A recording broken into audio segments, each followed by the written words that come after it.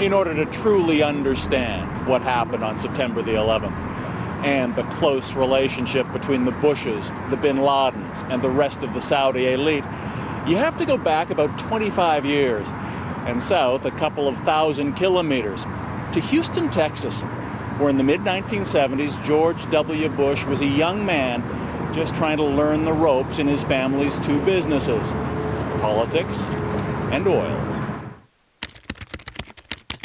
George Sr. struck it rich in oil, became a congressman, then director of the Central Intelligence Agency, where it's said he first won the friendship of the Saudi royal family by arranging CIA training for their palace guards. And George Jr. was trying to follow in his father's footsteps. A Harvard business grad, he dabbled in politics and the Texas Air National Guard.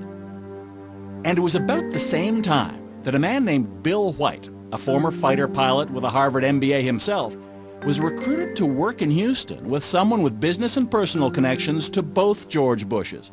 His name was Jim Bath. This fellow, James R. Bath, needed someone to run a series of real estate companies that would be grubstaked by not only the political families, but also by some foreign nationals, the Saudis. And so I came down on an interview and met Jim. They opened an office in downtown Houston, where Bill White became Jim Bath's partner and confidant. But White says Bath spent most of his time dealing with his foreign partners, a wealthy Saudi family, the Bin Ladens. He also ran a company in the same building called Bin Laden and Associates, which Jim explained was a procurement company for the Saudis. He bought a bank for them, he bought an airport for them, he started an airline for them, among other ventures in Houston, Texas.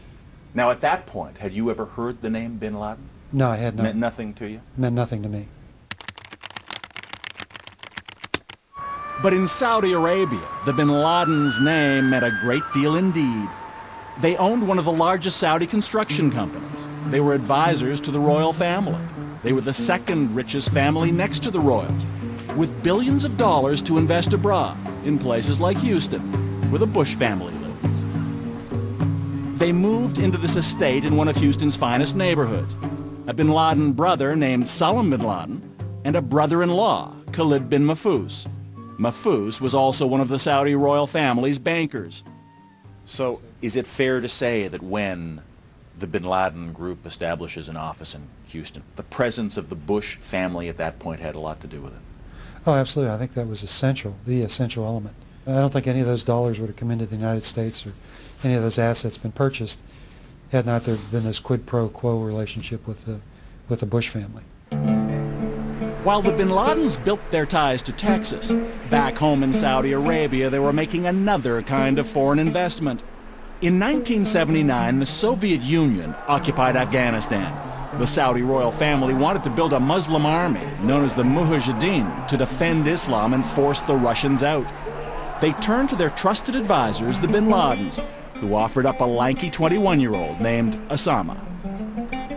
The man who personally chose Osama bin Laden to build that army would also become his mentor, Saudi Prince Turki Al Faisal. Last year on British television, he reminisced about the young bin Laden.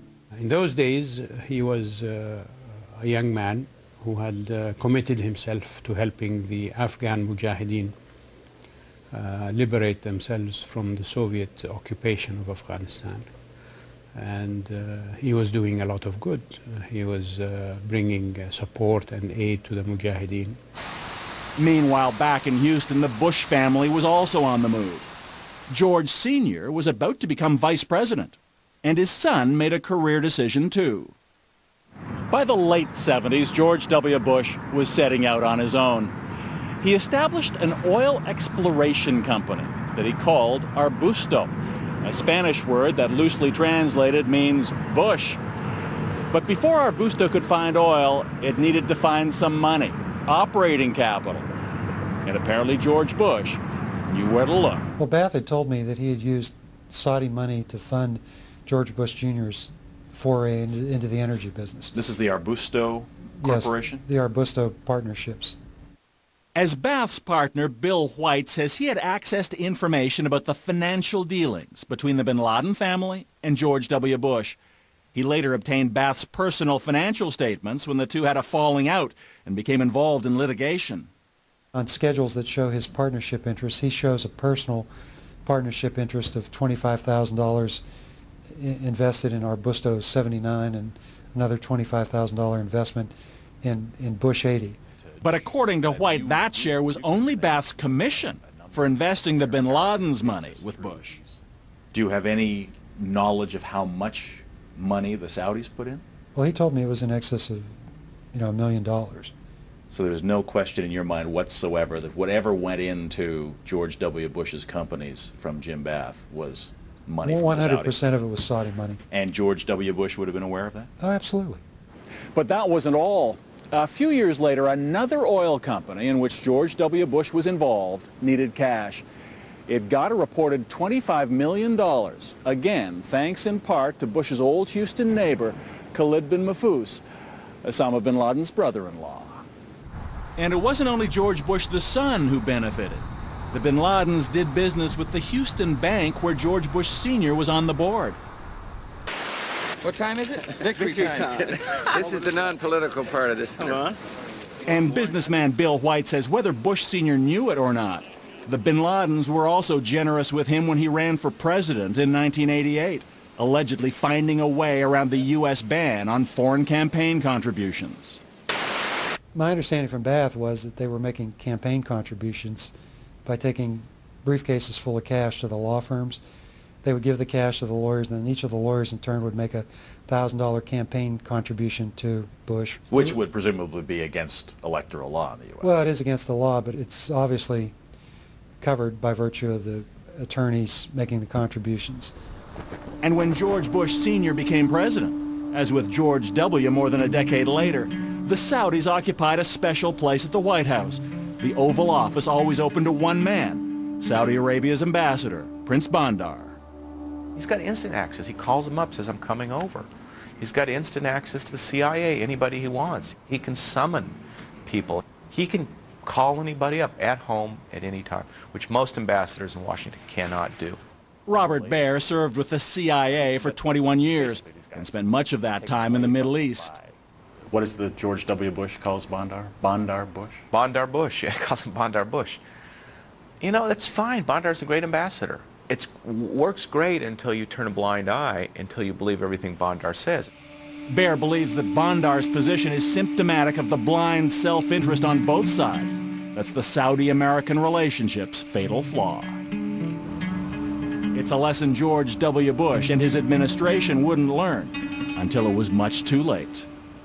Had Saudi Arabia been acting as one might expect a true ally and friend to act, could they have told the U.S. all they needed to know about the real threat posed by bin Laden? They knew everything.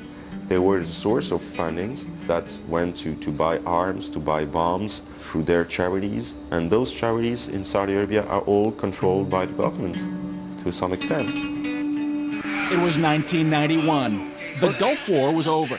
American troops had defended Saudi oil fields against Saddam Hussein. Now the U.S. could continue to enjoy the economic security which came with all that Saudi oil. It was essentially the same deal George W. Bush himself made when he did business with the bin Ladens in Houston. One side got a powerful partner, the other, oil and money. Former CIA agent Robert Baer. The United States depends upon Saudi Arabia for its oil production. Saudi Arabia also recycles all the money it makes off oil in the United States and puts trillions of dollars in our banks. It pays for presidential libraries, anything you can imagine. And the Clinton White House wasn't immune to Saudi charm either. It was difficult not to give the benefit of the doubt to the biggest buyer of American military hardware with the deepest pockets in the stock market, not to mention the world's largest oil reserves. Which is why after George Bush Sr. left office and became a senior advisor to the powerful international investment firm, the Carlyle Group, he paid a number of visits on their behalf to his good friends, the Saudi royal family and the bin Ladens. A very nice reunion with friends. I'm very pleased to be here. They soon became Carlyle clients. Incredibly, on September 11th, Bush and the head of the bin Laden family would be at the same Carlyle Group meeting in Washington, just a few miles from where Osama bin Laden's hijackers would attack the Pentagon.